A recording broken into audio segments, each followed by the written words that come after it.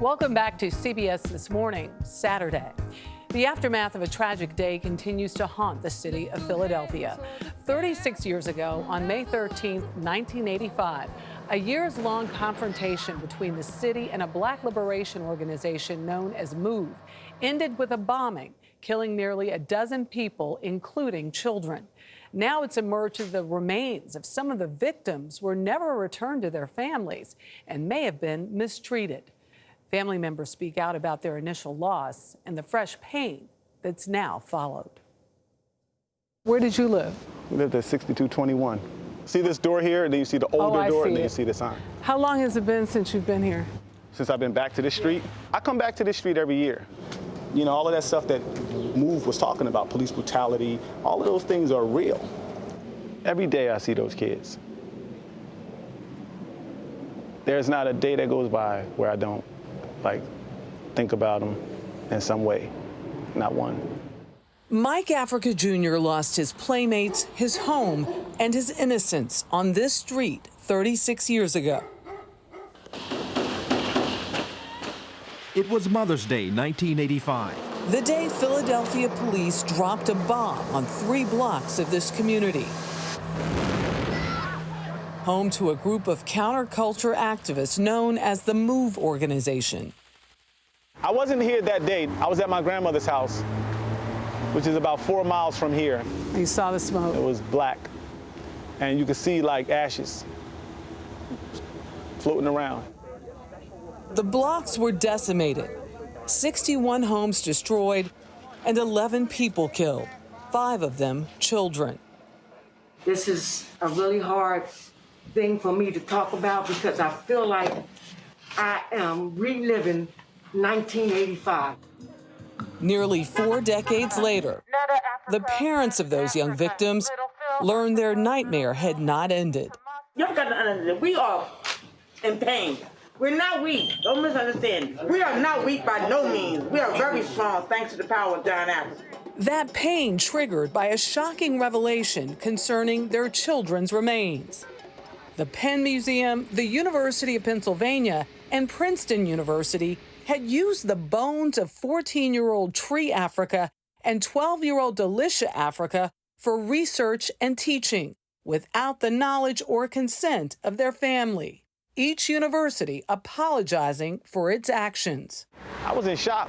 I'm still in shock. I couldn't believe it. As far as I knew, everybody was buried. But they weren't. A second set of remains, thought to be cremated 4 years ago, were found in a box in the medical examiner's office. Both Penn and the city of Philadelphia had to be held accountable for what happened. These folks were black. These folks had dreadlocks. These folks were antisocial. So they've done all the labeling it takes to marginalize them, make them be less than a human being, right?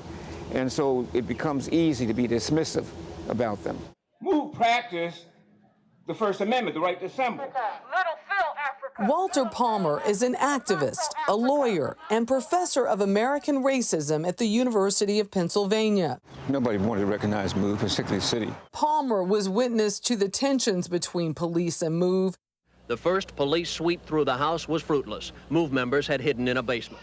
Including during this 1978 standoff, when officers tried to evict members following noise and sanitation complaints from neighbors. An hour later, as fire hoses flooded the basement, several shots rang out, answered by a barrage of police gunfire. I get caught in crossfire because the police open up on MOVE. I saw 6 policemen empty their sub-Thompson machine guns. Police officer James Ramp was killed during the confrontation. There's still debate over whether or not he was the victim of friendly fire. 9 MOVE members were convicted of third-degree murder and sentenced to more than 30 years in prison, including Mike Africa Jr.'s parents, Mike and Debbie Africa. His mother gave birth to him in prison. 7 years later came the horrific firestorm, leaving hundreds of people displaced. Doesn't look anything like it did. Doesn't feel the same or anything. It really doesn't. So this whole block Whole thing has been recast. Yeah, because we used to go off trail because everybody else was on trail. Lisa Cates' family was not a part of MOVE. but their home was destroyed in the mayhem. It was just something that, shouldn't have happened. Really shouldn't have happened. A federal jury found that Philadelphia authorities used excessive force against the group and ordered the city to pay $1.5 million in damages in 1996. I'm not hurt. I'm disappointed. I'm glad it's finally over. This ain't about money. This is about taking a stand for all people so that this government knows that the people ain't going to have them bombing people and burning people alive. Mayor Jim Kenney has formally apologized on behalf of the city for the continued pain and mishandling of the remains of the 11 victims. This is about the families. This is about the deceased. This is about the children that were never treated respectfully and decently in 36 years. We are going to stay on the move, and we're going to push for accountability, and we are not going to stop until we get it. But Mike Africa is among those calling for an independent investigation. We believe that apology without action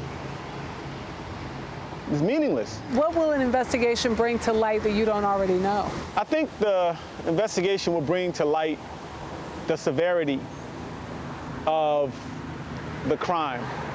It's not just about a bomb that was dropped, a fire that happened, and 11 people died. It's also about a cover-up. It's what we hope to expose and deal with.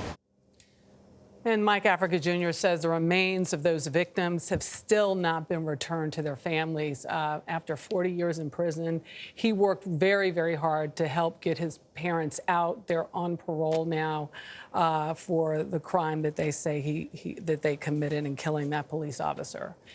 36 years later, it's still stunning to look at that file video of that bomb drop in that neighborhood.